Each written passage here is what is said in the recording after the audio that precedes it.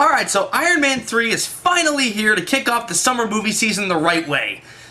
And that's a good thing. You know, it's a good thing to kick off the summer movie season the right way, because, you know, when you kick it off the wrong way, you end up with Iron Man 2. Big, warm, fuzzy secret heart, cool monkey like you.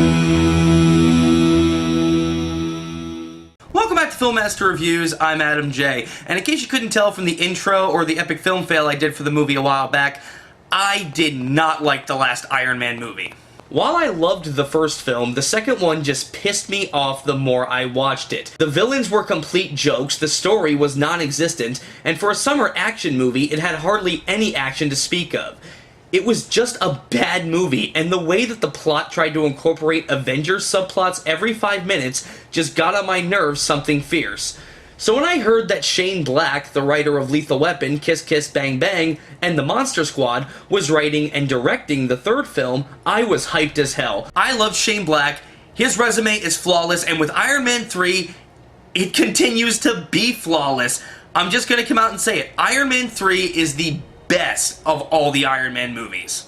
Iron Man 3 stars, who else, Robert Downey Jr. as billionaire superhero Tony Stark. After the events of the Avengers, he is dealing with post-traumatic stress, which prevents him from sleeping too often and has him putting his mind into his work a lot more frequently. So much to the point that he has built well over 40 new suits of armor and now has a headpiece that allows him to control the suits with his mind.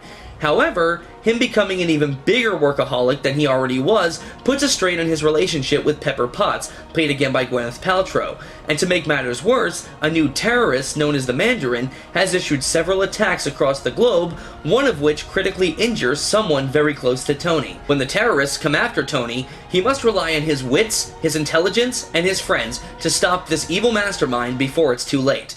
However, when Tony delves deeper into this terrorist plot, he finds that things are not what they seem, and that his past may very well be waiting to bite him in the ass. What makes this the best of the Iron Man films? By having the best story, the most conflict, the best direction, and the most tightly written characters of any of the three films. This was a very personal story for Tony Stark, and it works beautifully.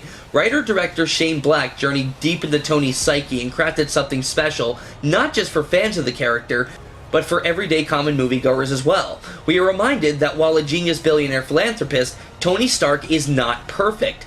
He's made many mistakes just like every human being has. The film also demonstrates that even without the suit, Tony is still Iron Man. The man makes the suit, not the other way around. There are several parts in this movie, mostly throughout the second act of the film, where we are reminded that the suit is not Tony's greatest weapon. His intelligence is. And it in turn demonstrates that the suit is not his greatest achievement. His relationship with Pepper is. This tone is constant throughout the film, and it helps it greatly. However, that's not to say that the action in the film is watered down, because trust me, it isn't. This had by far the best action of the three films, and in turn, the best climax of the three films, which had me at the edge of my seat. But the best part is that while the action is so beautifully shot and in abundance, Shane Black never lets the action overshadow the story at hand. As a plus, he doesn't waste the audience's time with stupid villains with nonsensical motivations, nor does he waste our time trying to railroad in as many Avengers subplots as possible just to run out the clock.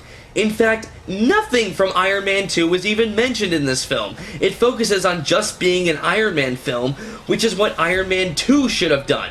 So in reality, you could just skip Iron Man 2 altogether and you'll know everything that's going on in this film. Now there is one thing I do need to address. About a little over an hour into this film, there's a huge plot twist. And just gonna say it, a lot of Iron Man purists out there are gonna be pissed. Pissed. You will probably throw something at the fucking screen. Pissed. However, if you are, I'm not gonna be the one to tell you to calm down. If you are an Iron Man purist, you have every right to be pissed at this, and I understand if you don't like it. You're either on board with it, or you're not. All I'm going to ask you to do is keep an open mind and try to realize just how ingenious the plot twist is. The twist works for the movie, it really does, and it's incredibly surprising. You won't see it coming. I personally just accepted it, because what I got immediately after it was revealed did not disappoint me. The film only gets better beyond the twist, so please try to keep an open mind if you can.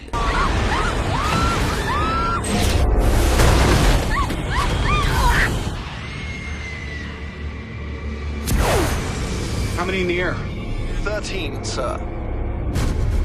How many can I carry? 4, sir.